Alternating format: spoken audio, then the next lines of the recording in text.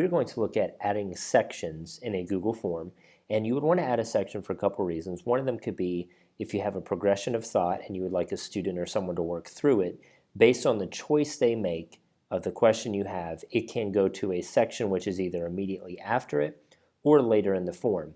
The other thing is you could do a check of understanding, and wherever they end up, it could differentiate their learning. So for instance, if I have a concept and I answer the first question incorrectly, it would route me to a review section where maybe I have a video posted or an image. Finally, you could also do something like a choose your own adventure, which is the example that we've made for you with the Star Wars characters, and you could work your way through a story, coming up with conclusions, answering questions, and doing a reflection at the end.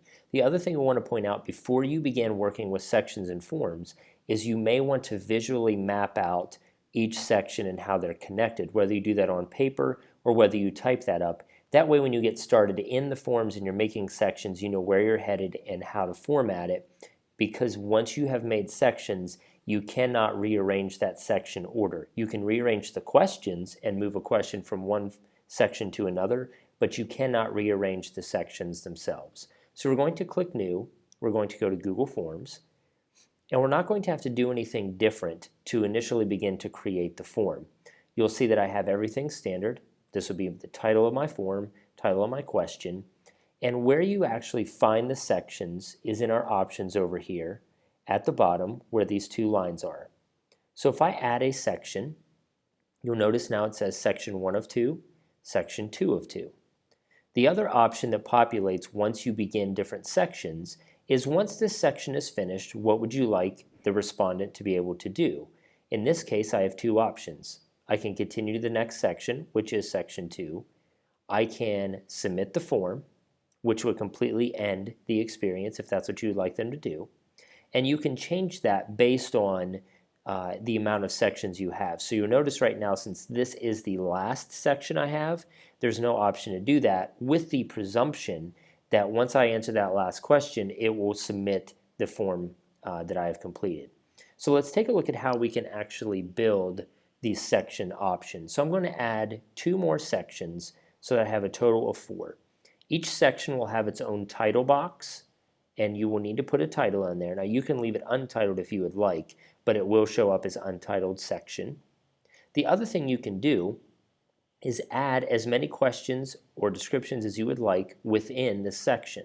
So I'm going to start off with a basic question, and it is going to say, what is your favorite color? Now I'm keeping this as multiple choice, and that's what you would want to do in the case if you're making sections or building sections that you kind of want to have layered in maybe a more complicated or complex manner. I can add my different options. So option 1, I might say red. Option 2, I might say yellow. And option 3, I might say blue.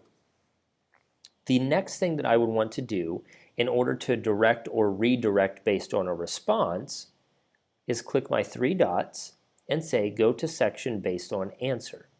Once I do that, let's say they choose red, I could jump them to section 4. Yellow, I could jump them to section 3. And blue, I could say go to section 2. Now you'll notice the other thing that happens is if I change the name of this, so let's say that I call this items that are red. Okay, so it is going to populate and save. And now when I come up here, you'll see that it changed the name of section 2 to items that are red.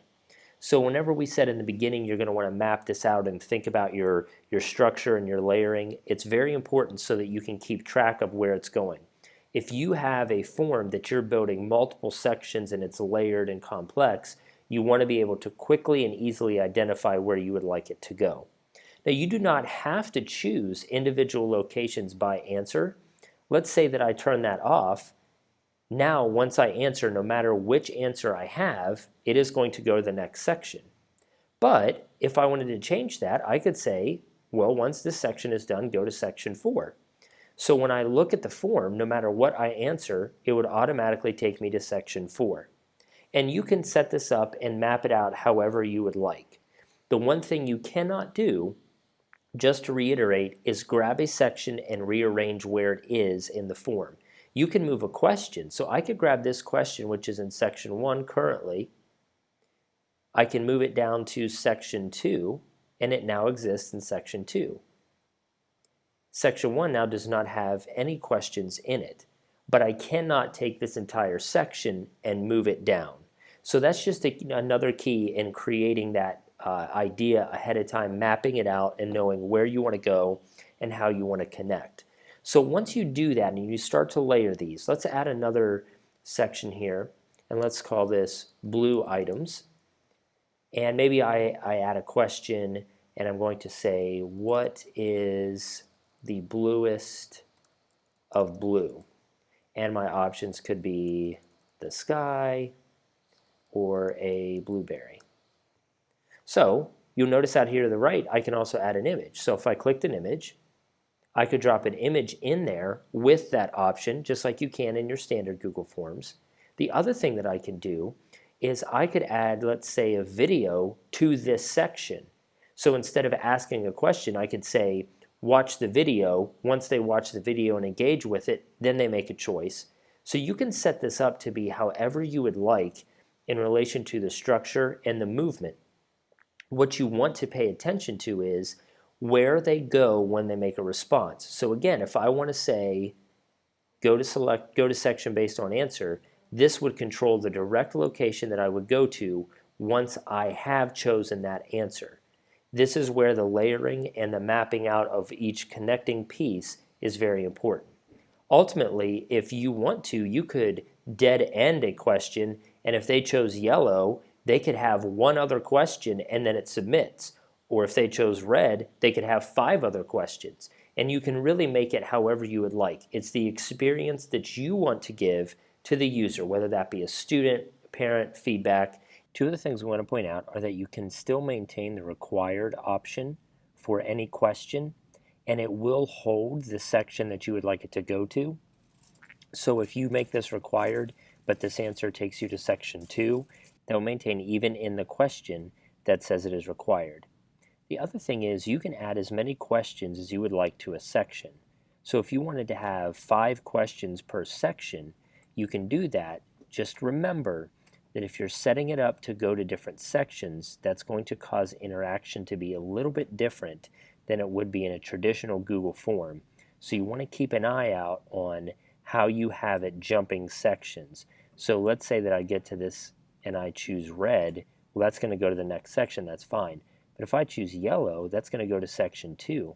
And then if I make a question down here, and I say that it's a required question, go to section based on answer, and it says go to section 3, there's going to be a little bit of an issue once I start to answer, because if I say yellow takes me to section 2, option 1 takes me to section 3, and I've chosen both of those, it's going to go to section 2 because that's the next location. So you just want to keep an eye out. Even though you can do multiple questions in a section still, you want to pay attention to where it's going and how it's going to interact with your experience. That's all we have for the sections in the form. It does take a little bit of practice, and the last thing that I want to say is make sure you hit that preview and go through it, make each choice so that it does map out the way you had planned, and if not, you can go back to your notes and restructure that the way you would need to.